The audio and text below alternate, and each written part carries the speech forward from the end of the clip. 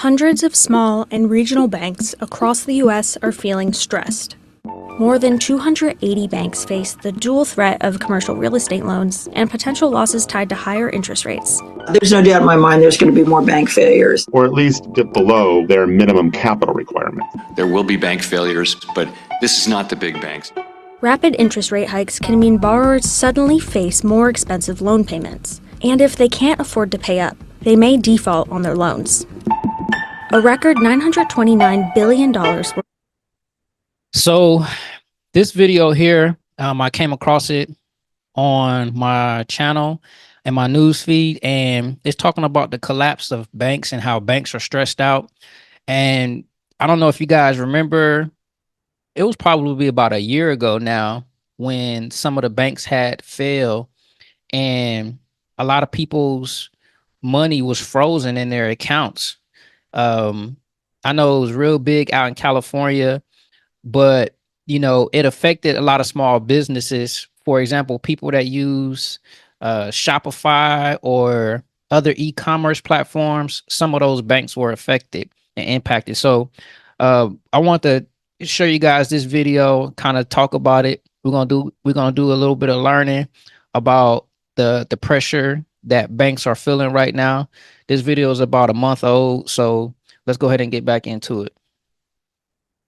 Of loans are coming due, aka maturing, in 2024, driven by mass extensions of loans originally due in 2023. Regulators are working behind the scenes with potentially at-risk lenders. They're issuing sort of confidential, under-the-radar reports saying you got to raise your capital. We'll see a lot fewer bank failures than we would otherwise if we're successful in attracting private capital to recapitalize these banks. These are banks that probably need to raise capital, or they could try to get acquired by a stronger bank. However, banking sector acquisitions have dwindled. So I had a client of mine that was saying that he was getting like 4% on his savings account, like a 4% APY on his savings account. And I thought that was kind of high. So maybe this is the reason why they're trying to acquire capital out of the market. Let me know in the comments if you guys are familiar with this issue. Stressed banks could have big implications for the U.S. economy. It's been 1 year since the collapse of Silicon Valley Bank. Of course, we're seeing cracks form once again a year later. Both major and regional bank indexes are still struggling since 2023's bank failures. I think most of them are just fine, but confidence is everything in banking. People start losing confidence, and even the healthy banks can be adversely impacted. Here's why hundreds of small banks may be at risk of failure, and how insolvency can be avoided. The U.S. has thousands of banks. There are about 4,600 banks in the United States, but in most developed economies in the world, there aren't regional and community banks.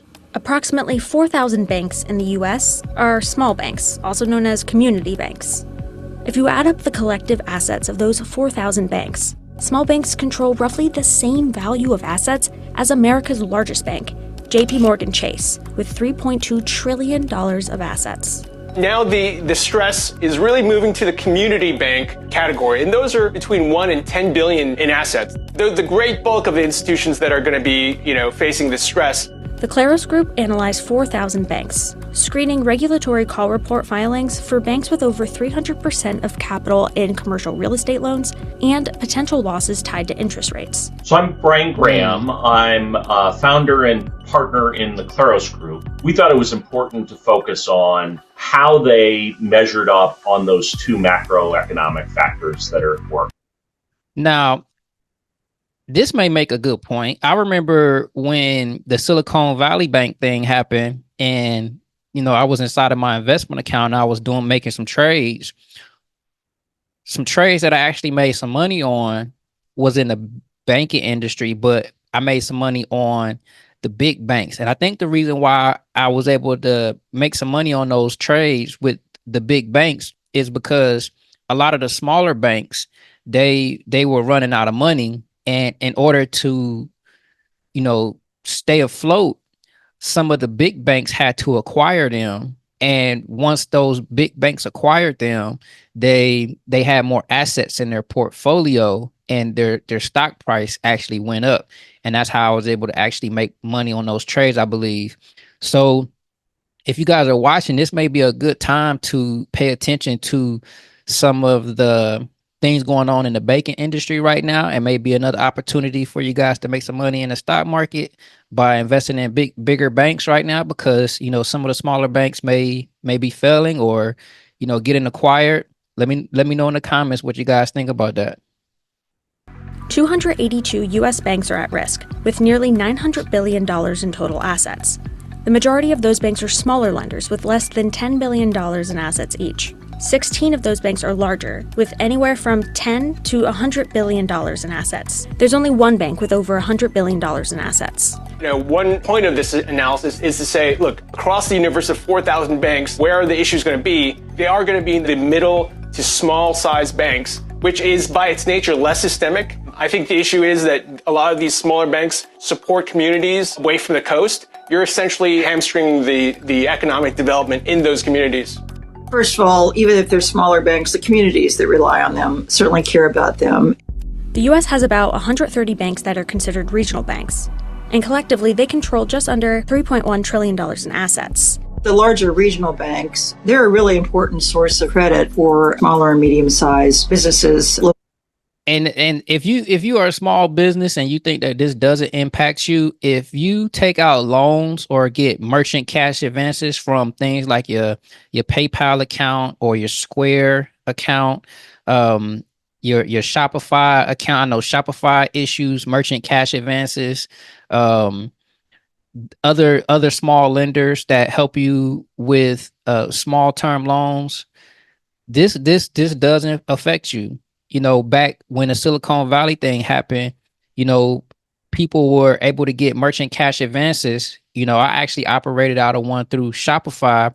And once you paid it off, you typically, when the economy is doing good, you get an invitation to take out another loan. However, once I paid that loan off, personally, I wasn't invited to take out another loan, not because I didn't pay it back or was delinquent or anything, but just because the economy was all jacked up and the interest rates were so high, and that affected my ability to be able to take out another loan from, through my Shopify account. So I know a lot of barbers and service-based professionals, we use merchant accounts like Square, Shopify, PayPal. This does affect us. So make sure you guys keep understanding what's going on here. Governments, nonprofits. Without regional lenders, more businesses may have to turn to big banks for services that may be more expensive and less personable, and they may not like their options. They provide competition for the really large, mega banks, the multi-trillion-dollar banks, which is good. For individuals, the consequences of small bank failures are more indirect. I think we have a very stressed banking system, but the vast majority of the banks aren't insolvent or even close to insolvent. They're just stressed. Doesn't mean that communities and customers don't get hurt by that stress. The natural reaction is to not invest in the next branch or technological innovation or to make the next hire. It just hurts a community in a different way, and it hurts it more kind of subtly and gradually and over time than a bank failure. Directly, it's no consequence if they're below the insured deposit limits, which are quite high now, $250,000. That means if a bank insured by the Federal Deposit Insurance Corporation, also known as the FDIC, goes under, all depositors will be paid up to at least $250,000 per individual, per bank, per ownership category. FDIC. So I wonder if it would be a good strategy to, like, if you want to keep some liquid cash on you and don't want to put it into the market, but you just want to have, some emergency cash on hand, maybe you guys can find a small bank, and put it in a savings account inside of a small bank, because it seems like they may be paying higher interest rates right now for money that you put in a savings account. The big banks, they're probably not going to be doing that right now. However, if you did want to put some money into the market, into the stock market, acquiring some stocks in some bigger banks may be a good thing. Right now, this is not financial advice. This is just, my interpretation of what's being said. But investing some money into some big bank stocks may be a way to make some money. If these smaller banks end up failing, you may look into a ETF, if there's any out there that has bigger banks in it. But this may be an opportunity to make some money doing either one of those things. It's really got a strong record on this, so people should not worry. The U.S. has the largest commercial property market globally, and banks underwrite the majority of commercial real estate loans. If you think about the banking industry overall, there are 4 basic types of loans: consumer loans, C&I loans, which are essentially loans to companies, residential mortgage loans, and commercial real estate loans. Regional and smaller banks have always tended to have higher concentrations of commercial real estate.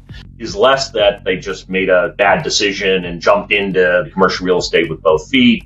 And it's more that they just don't have the scale to compete with the largest banks in the country in consumer lending or in residential mortgage or in commercial and industrial lending. And that leaves them with a higher concentration and exposure to commercial real estate. The markets in general are poking the banks on their exposures. How are they being managed? What are some of the stresses that they're thinking about? And most importantly, how are they reserving for those potentials? When the Federal Reserve raises rates, commercial real estate loan payments become more expensive for borrowers. If borrowers can't afford payments, they may default on their loans.